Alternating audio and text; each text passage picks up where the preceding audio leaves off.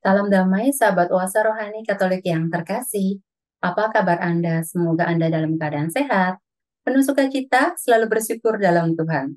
Keliling kota naik bus Transjakarta, jangan lupa isi saldo kartunya. Hatimu kan diliputi sukacita dan tiada yang dapat merampasnya. Saya Katerina Utami akan bersama Anda dalam Oasa Rohani Katolik edisi hari ini, hari biasa Pekan Paskah ke-6.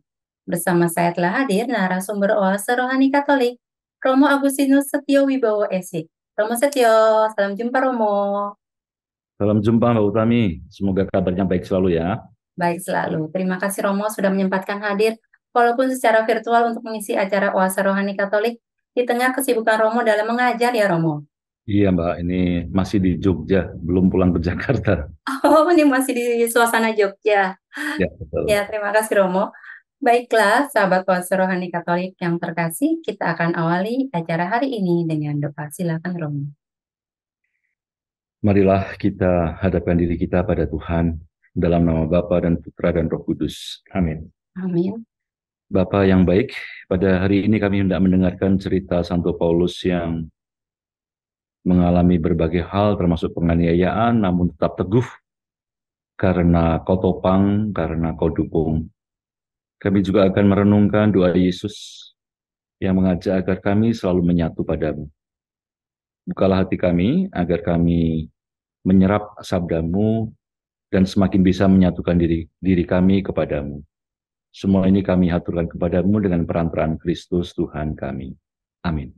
Amin. Dalam nama Bapa dan Putra dan Roh Kudus. Amin. Amin. Bacaan pertama dari Kisah Para Rasul.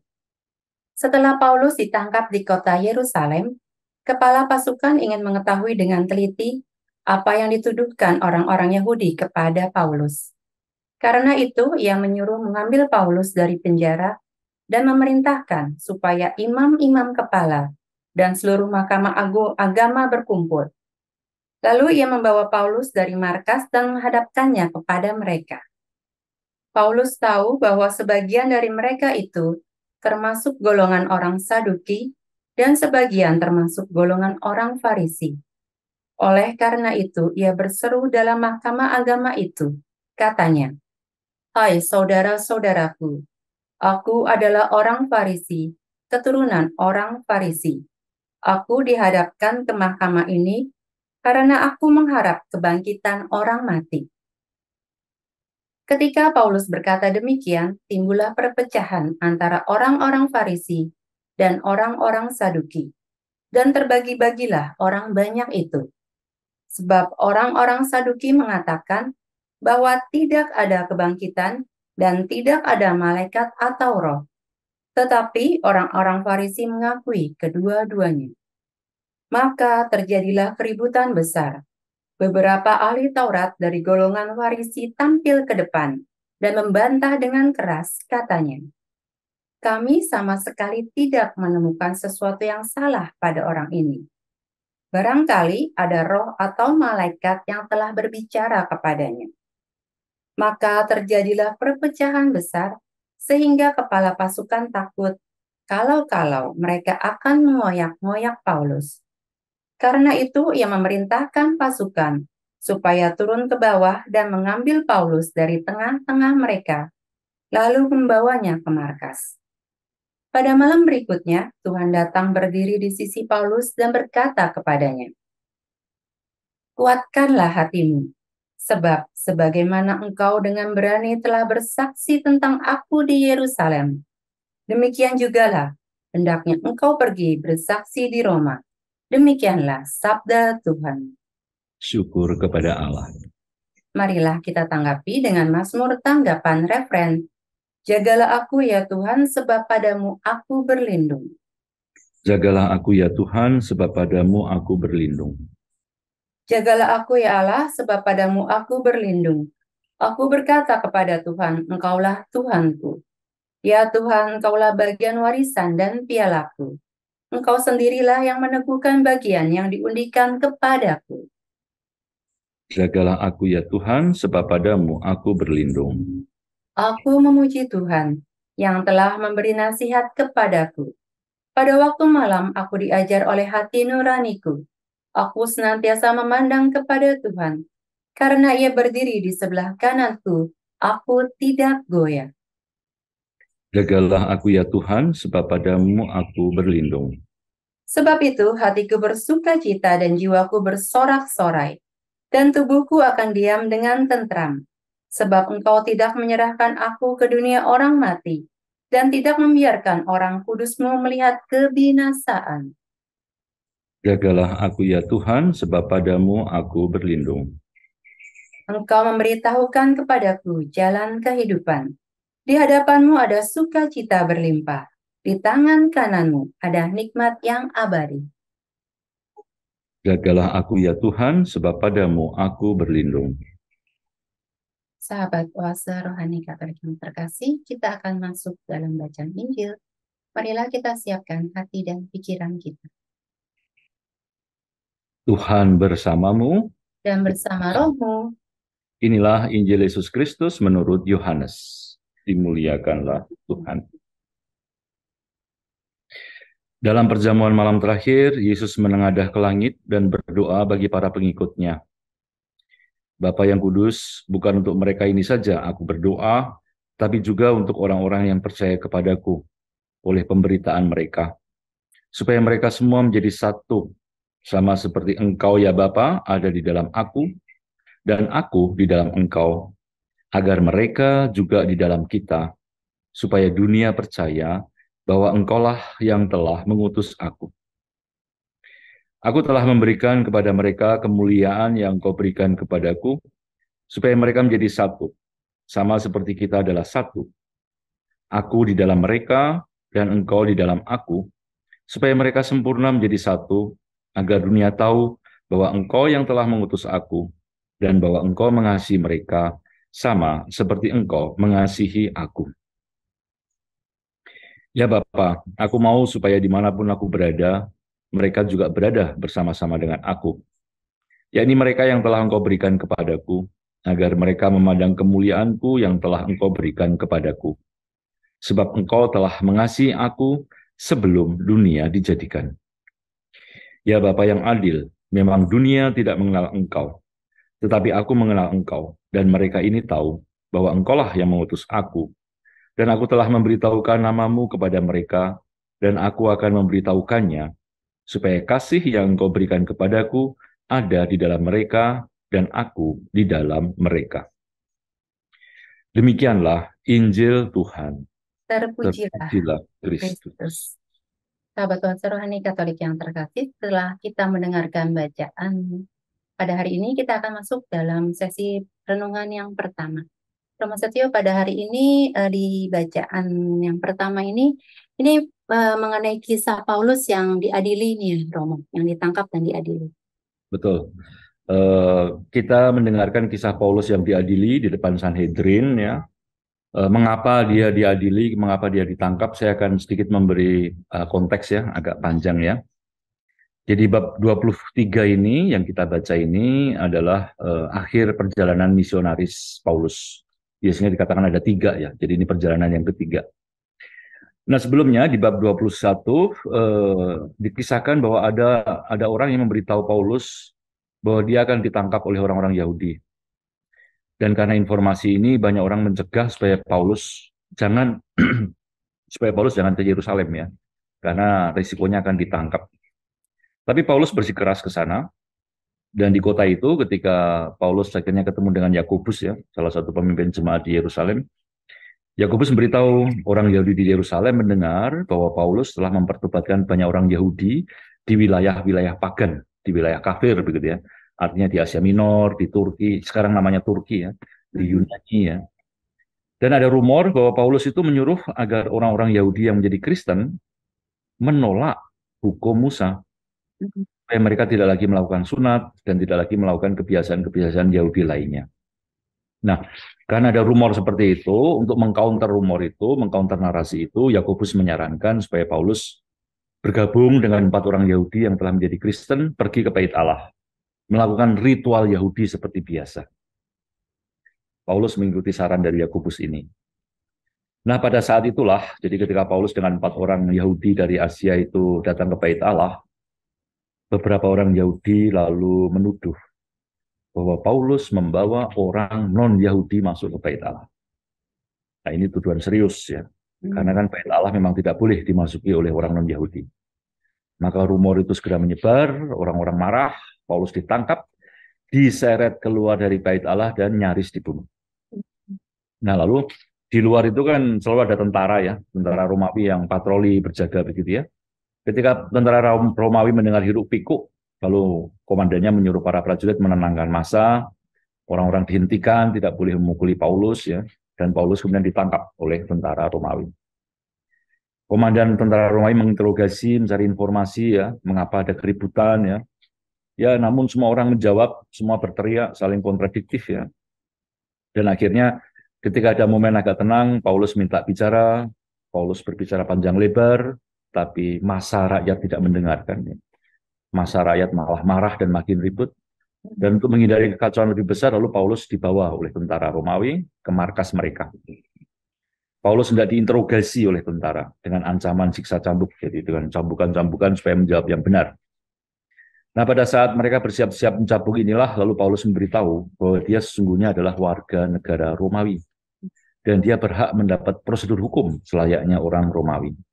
Nah, karena komandan mendengar bahwa dia warga negara Romawi ya, jadi waktu itu kan memang banyak ya orang-orang non Italia ya yang mendapatkan kewarganegaraan Romawi juga. Maka mereka juga harus diperlakukan dengan hukum Romawi. Maka hukuman cambuk dibatalkan, lalu Paulus ditahan oleh orang-orang Romawi. Nah, kemudian komandan Romawi ini mengumpulkan Sanhedrin dan membawa Paulus ke depan Dewan Tertinggi umat Yahudi itu. Dan pada kesempatan ini, di bab 23 Kisah Para Rasul, lalu Paulus memberikan pembelaannya. Dan hari ini kita mendengarkan ya bagaimana pembelaan diri Paulus menciptakan perpecahan di antara kaum Farisi dan kaum Sanhedrin. Perpecahan ini demikian ramai dan rusuh sehingga nanti akhirnya komandan Romawi akan mengambil Paulus lagi, melindunginya, untuk nanti akhirnya dia dikirim ke Roma untuk diadili di sana.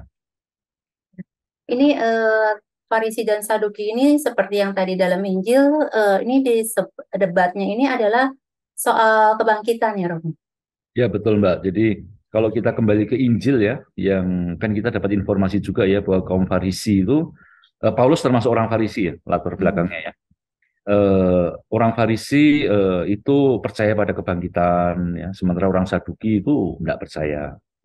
Dalam arti ini memang Paulus memang masuk golongan Farisi, tapi kita tahu bahwa Paulus setelah pertobatannya dia tidak lagi mengikuti doktrin-doktrin Farisi. Jadi kaum Saduki itu bisa dikatakan orang-orang Yahudi liberal. Ya.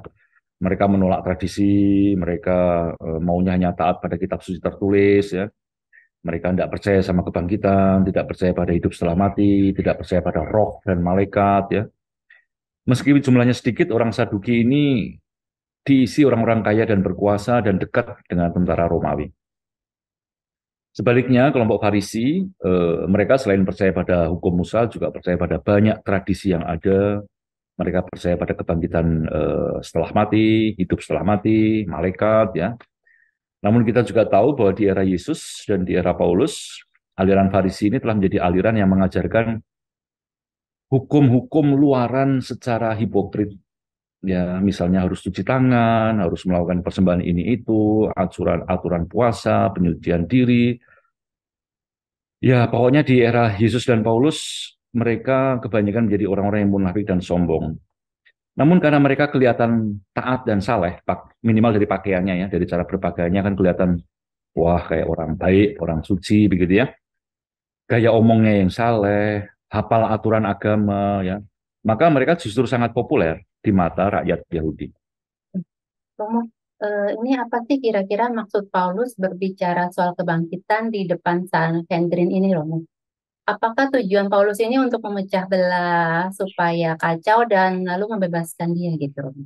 Ya bisa dibaca seperti itu ya. Jadi saya baca beberapa tafsir. Jadi ini anggap saja kayak taktiknya Paulus ya, untuk mengacaukan sidang. Karena dia tahu bahwa soal kebangkitan ini kan soal yang sensitif. Maka dia sengaja menyerukannya supaya perhatian mereka terpecah, tidak lagi fokus ya. Atau mungkin dengan cara ini, dengan menarik separuh dari juri ya, yang isinya orang-orang Farisi, ya mungkin dia berharap lalu bebas dari masalah ya.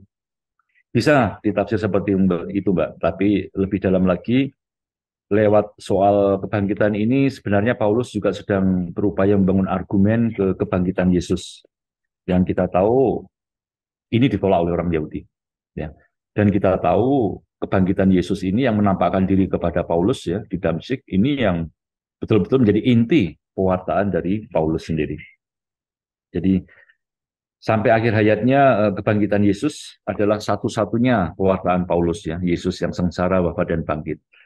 Jadi Paulus kita ingat mengatakan kalau Yesus tidak bangkit maka sia-sialah iman kita. Jadi ini bukan hanya strategi tapi ya memang Paulus nantinya mau bicara ke sana gitu.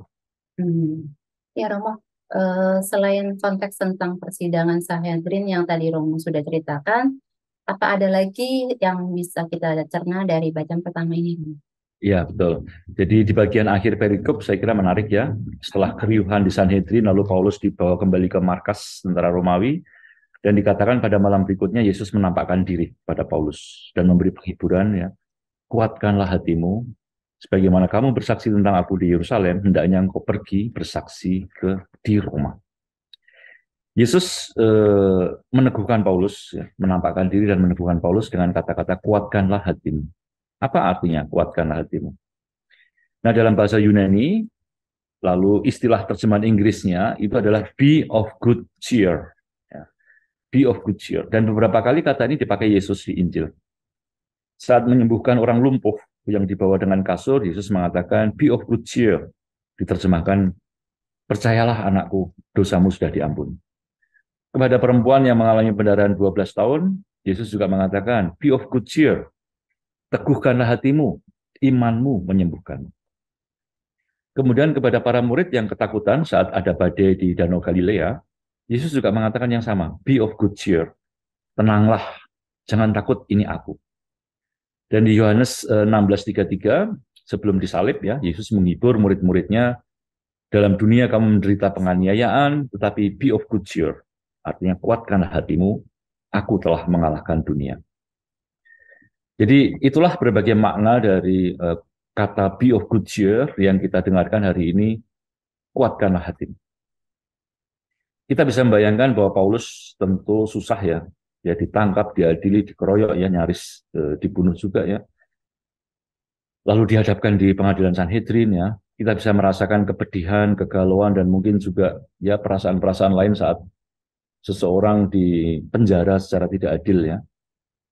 Dan dalam situasi seperti ini, sendirian di sel, lalu Paulus merasakan kehadiran fisik Yesus yang meneguhkan, yang mengatakan, tenanglah, percayalah, teguhkanlah hatimu, kuatkanlah hatimu. Jadi artinya di sini, kisah ini mengatakan bahwa Yesus menepati janjinya, bahwa dia selalu akan menyertai muridnya, bahwa Yesus tidak pernah ingkar janji. Dan saya kira ini hal yang sangat penting ya. Pertama, kalau kita susah, tentu kita senang kalau ada teman yang datang dan menguatkan kita. Kehadiran mereka, apalagi kata-kata positif ya, kuatkanlah, teguhkanlah, percayalah ya. Kata-kata positif pasti membantu kita melewati perasaan yang buruk. Kedua, kalaupun tidak ada teman yang datang, kita diajari untuk percaya bahwa Tuhan Yesus menyertai kita. Dan kisah Paulus ini menegaskan lagi bagi kita, para murid Yesus, bahwa Tuhan Yesus akan selalu menyertai kita. Pun dalam saat-saat sendiri dan susah, percayalah Tuhan selalu menemani kita. Tuhan tidak pernah mengadili apakah pekerjaan kita baik atau buruk, sukses atau gagal ya. Ia selalu menguatkan kita untuk berjalan terus. Ya, benar Romo. Kadang ada hal-hal yang kita susah cerita ke orang lain. Dalam situasi seperti itu, kita hanya bisa bebas bicara dengan Tuhan dan mempercayakan diri kita hanya pada Tuhan yang akan menemani kita, Romo. Nah, jadi selain itu menariknya di bagian akhir perikop ini, Yesus bukan hanya menemani, meneguhkan, tapi juga memberi tugas kepada Paulus. Jangan takut, sebagaimana kamu telah bersaksi di Yerusalem, demikian juga kamu akan bersaksi di Roma. Jadi Yesus sekali lagi tidak menilai bahwa pekerjaan Paulus gagal atau berhasil ya. Tidak mengatakan gagal ya, meskipun Paulus ditangkap begitu ya. Sama sekali tidak, dia meneguhkan Paulus, ya, kerjamu sudah benar, kuatkan dirimu, kamu akan melakukan yang sama di Roma nanti. Bagaimana kira-kira tanggapan Paulus? Tentu kita bisa bayangkan bahwa Paulus menjadi bersemangat lagi. Ya. Kalau Tuhan menyertainya saat ini di Yerusalem, tentu saja saat nanti di Roma, Tuhan juga akan tetap mendukungnya. Ya, terima kasih Romo Setio untuk permenungannya di sesi yang pertama ini, Romo. Sangat menguatkan kami sekali, memberikan inspirasi bagi kami bahwa Yesus itu adalah sosok yang selalu menemani, meneguhkan kita di saat apapun juga. Terima kasih Romo Setio. Kita akan sudahi di sesi pertama ini. Nanti kita akan lanjut di sesi kedua. Baiklah, sahabat Oase Rohani Katolik yang terkasih, kita akan lanjutkan di sesi kedua. Tetaplah di tempat Anda.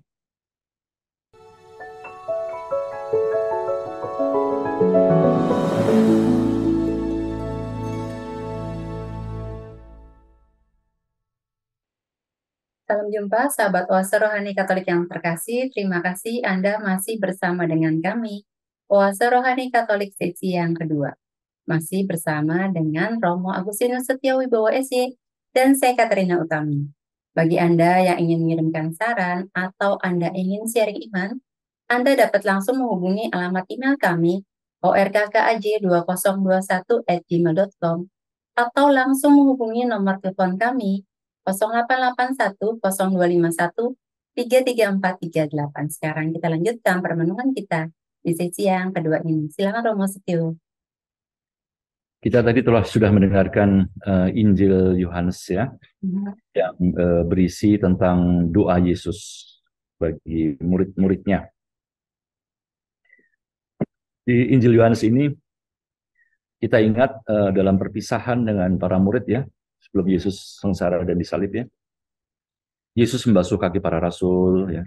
Kemudian Yesus memberikan perintah penting soal cinta kasih. Yesus juga menyatakan bahwa dia akan segera meninggalkan mereka. Lalu Yesus berdoa. Jadi kisah mengenai hari-hari akhir Yesus ini agak berbeda dengan kisah di Matius, di Markus, di Lukas ya, yang mengatakan Yesus berdoa di Taman Getsemani ya. Nah, maka yang kita dengar saat ini bukan doa di Getsemani, tapi bayangkanlah ketika Yesus masih bersama-sama dengan para murid di ruang makan ya, sebelum berangkat ke Getsemani dan Yesus berdoa.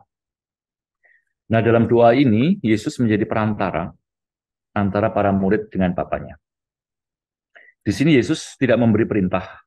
Kita tidak mendengar ya, harus begini, harus begitu, ya melakukan ini, itu ya. Dia tidak sedang mengutus para muridnya untuk mengatakan kabar baik. Dia juga tidak sedang mengutus para murid untuk terlibat, misalnya kita mendengar banyak soal menjadi satu ya, di perikop ini ya. Dia tidak sedang mengutus muridnya untuk berdialog secara ekumenis misalnya begitu ya. Tapi dia di sini sedang berdoa. Nah, supaya paham apa sih artinya doa ini ya, mungkin saya mau nanya sedikit ke Mbak Utami ya. Iya, Romo. Kalau ada orang yang mendoakan Mbak Utami ya, jadi ketemu langsung begitu ya, atau dalam pertemuan langsung dan mendoakan Mbak Utami begitu ya, jadi para murid dengan Yesus ya, gimana rasanya Mbak didoakan itu? Rasanya sih sedikit kaget, terus ya senang juga sih, walaupun agak-agak ya itu tadi ada orang yang mau doain kita, senang sekaligus terima kasih banyak sih kalau ada yang mau doain, Romo. Ya betul ya, jadi tentu ada rasa kikuk sedikit ya, tapi juga rasa senang penuh terima kasih ya, meskipun tentu juga kita merasa agak gimana ya, kok ada orang begitu memperhatikan kita, memohonkan sesuatu ya bagi kita kepada Tuhan. Jadi saat ada orang mendoakan kita, tentu kita tidak bisa mengendalikan apa yang akan dia doakan ya. Kita hanya bisa diam, mendengarkan, berpartisipasi dalam doa permohonan tersebut ya. Dan doa itu berbeda dengan perintah atau nasihat. Kalau kita mendapatkan perintah atau nasihat, tentu kita berusaha sebaik mungkin menjalankannya. Kita mendapat semacam tugas, ya, perutusan, dan kita terikat untuk menjalankannya.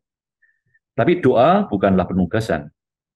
Saat kita didoakan, kita hanya diajak untuk berpartisipasi dalam keintiman rohani si pendoa dengan Tuhan. Nah, dalam doa Yesus untuk para murid ini, yang kita dengarkan hari ini, kita mendengarkan keintiman Yesus dengan Bapanya. Yesus sebagai putra ya menunjukkan keintimannya dengan Bapa yang mengutusnya.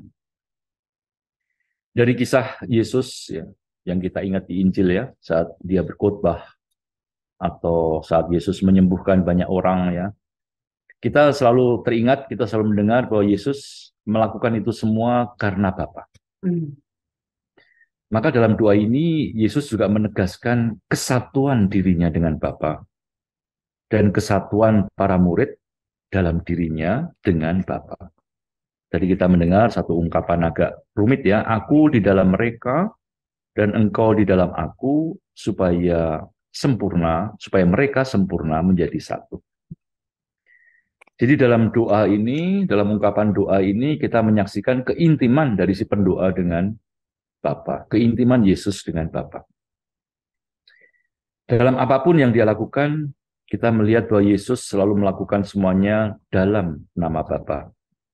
Ini adalah kesatuan intim Trinitas antara Bapa dan Putra. Dan menurut saya ini hal yang sangat menarik ya. Kita selalu menyebut Yesus adalah Tuhan dan Guru. Dan saat ini kita mendengarkan bagaimana Yesus sebagai Tuhan dan Guru kita mempersaksikan jati diri terdalam dirinya. Dalam dirinya yang paling inti ternyata Yesus selalu menyatukan segala tindakan dan perbuatannya atas nama Bapa. Bukan atas nama diri Yesus sendiri. Artinya apa? Yesus tidak pernah mendaku, tidak pernah mengklaim, tidak pernah menyatakan bahwa segala tindakan dan perbuatannya adalah hasil pikiran dan perbuatannya sendiri. Tidak. Yesus tidak pernah seperti itu. Hidupnya adalah sepenuhnya menjalankan kehendak dan perintah Bapa. Kita ingat ya bahwa banyak kali Yesus menyembuhkan orang sakit. Yesus juga membuat mujizat. Pernah nggak kita membaca di kitab suci, Yesus selalu merasa bangga ya, seperti pesulap-pesulap itu ya? Iya, nggak pernah, Romo. Lalu minta tepuk tangan begitu ya. Menerima tepuk tangan ya. Seingat saya di Injil tidak ada ya cerita-cerita seperti itu ya. Iya, nggak ada, Romo. Yesus paling hanya mengatakan dosamu sudah diampuni, pergilah dan jangan berbuat dosa lagi ya. Atau dia menyuruh pergi ke imam-imam ya, ke sinagoga untuk mendapatkan pentahiran ya dari para ulama ya. Atau kadang kemudian Yesus malah pergi menghindar ya dan berdoa di tempat yang sepi.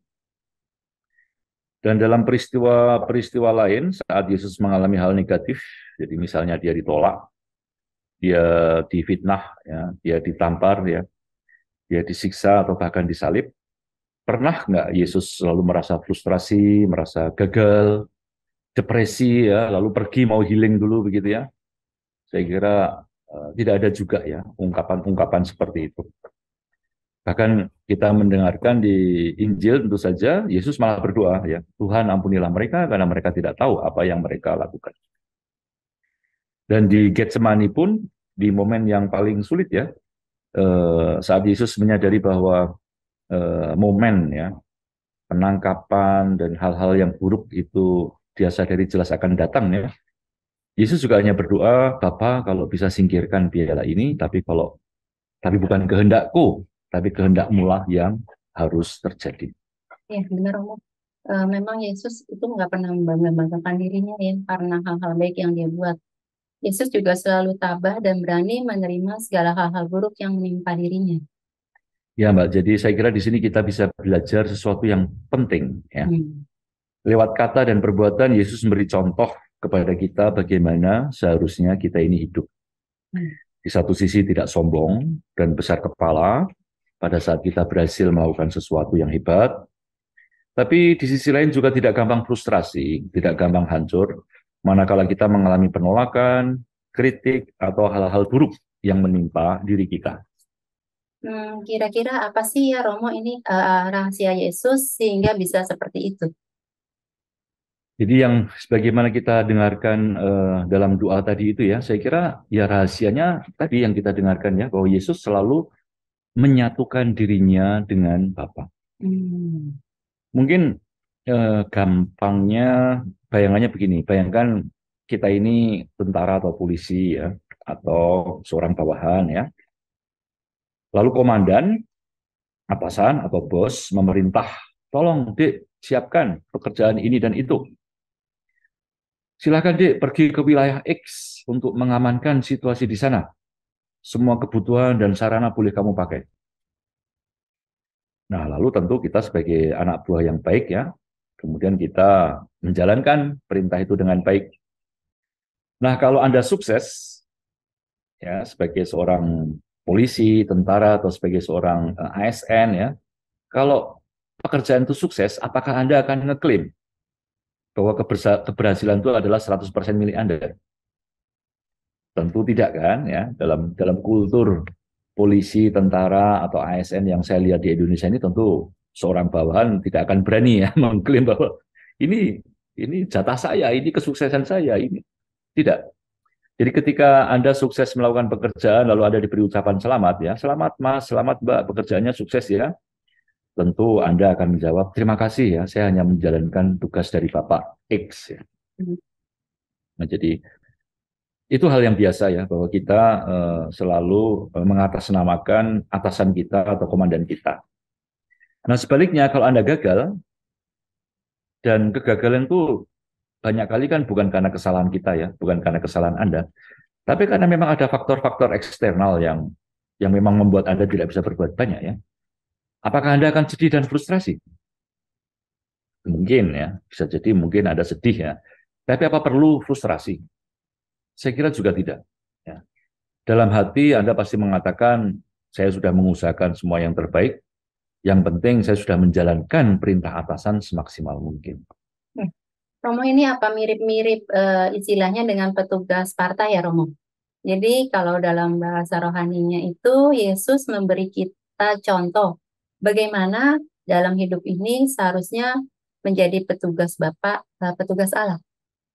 Ya, jadi kalau kita mau coba hubungkan dengan banyak omongan ya tentang petugas ini, petugas itu ya, ada petugas partai, petugas rakyat, petugas ini, ya bisa ya, bisa kita membayangkan itu ya.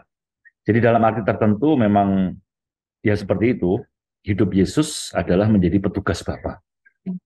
Ya, petugas Bapa di muka bumi ini.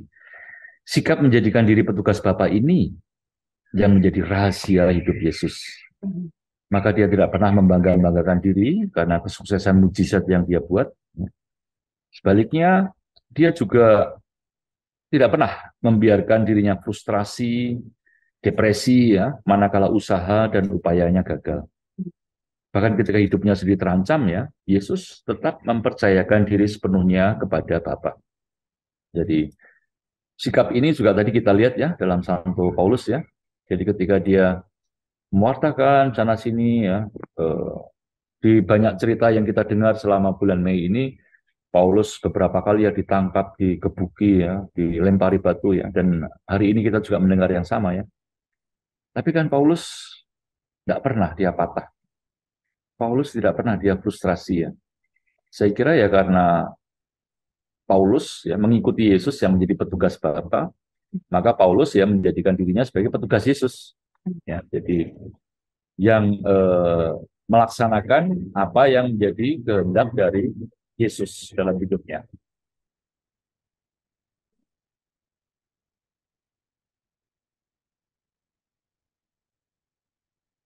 Nah, saya tadi mengatakan dalam arti tertentu ya bisa menjadi petugas Bapa, petugas Yesus begitu ya. Karena tentu kita tahu bahwa Yesus itu menjadi petugas itu kan tanpa SK ya.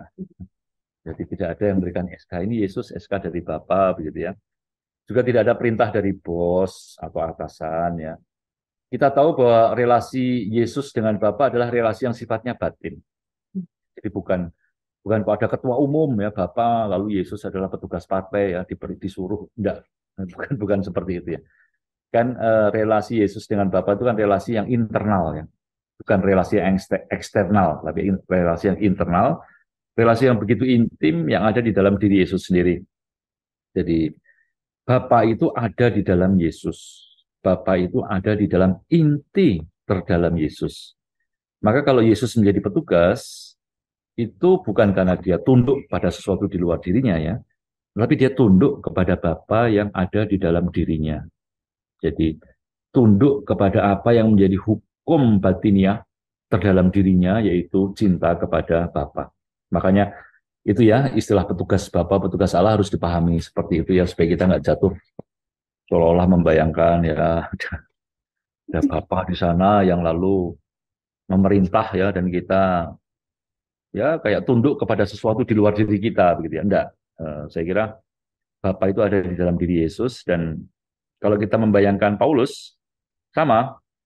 Jadi bukan kok Yesus itu sesuatu yang di luar sana yang lalu memerintah Paulus. Ya enggak.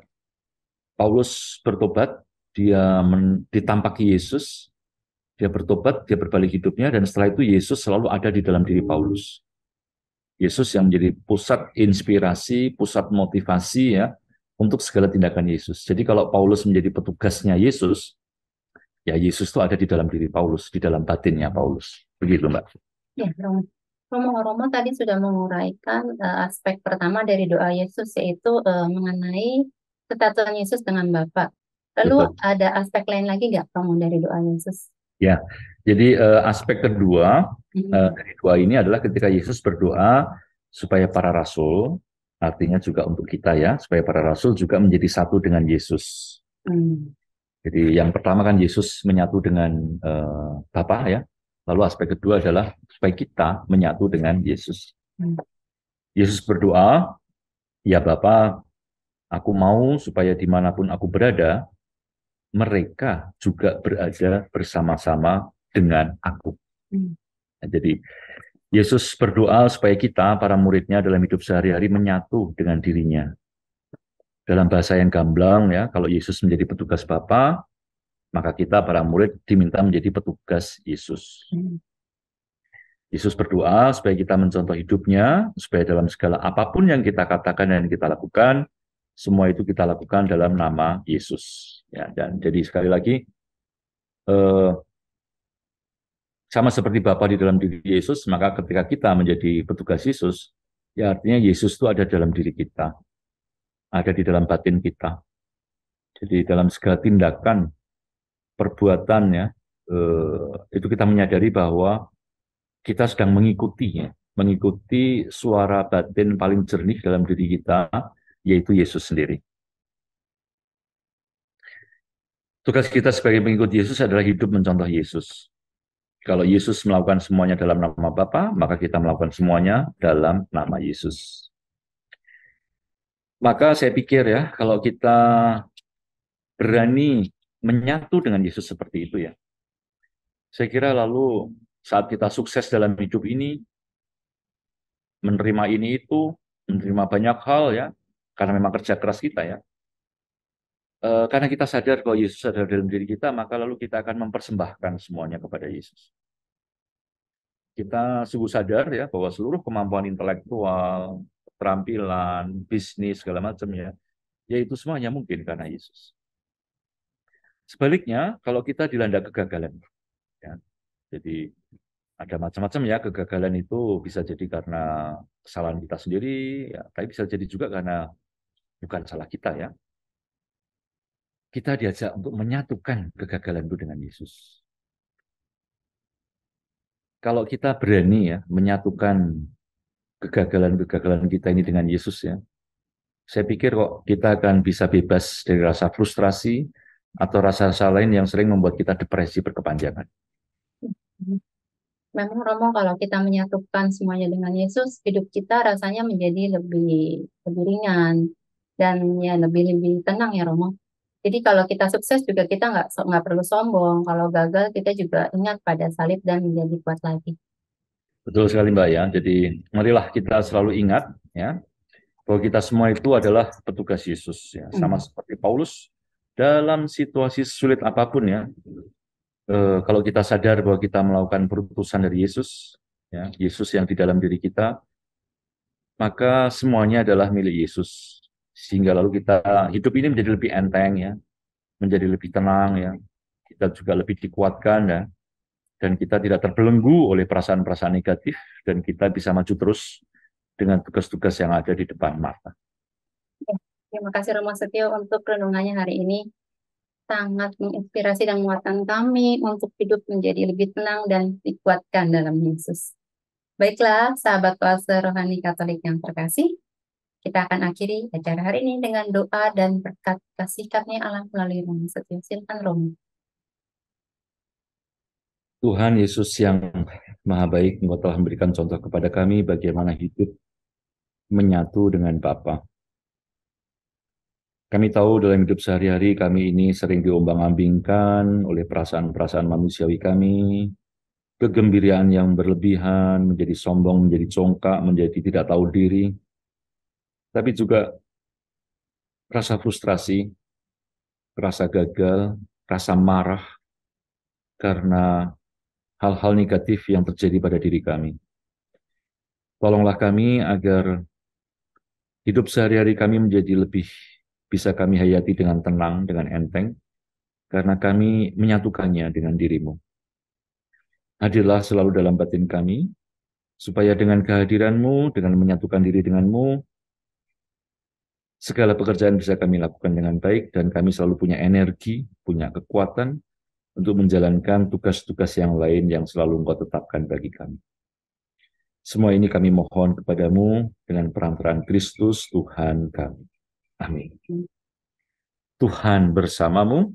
Dan bersama rohmu, Semoga kita sekalian dan orang-orang yang kita bawa dalam doa senantiasa dinaungi, dilindungi, dan diberkati oleh Allah yang Maha Kuasa dalam nama Bapa dan Putra dan Roh Kudus. Amin.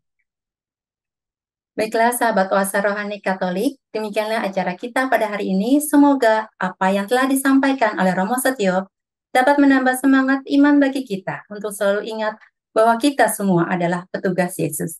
Akhir kata, kami berdua, Romo Agustinus Setio Wibowo SY dan saya Katarina Utami, pamit undur diri sampai jumpa pada edisi Oasa Rohani Katolik berikutnya.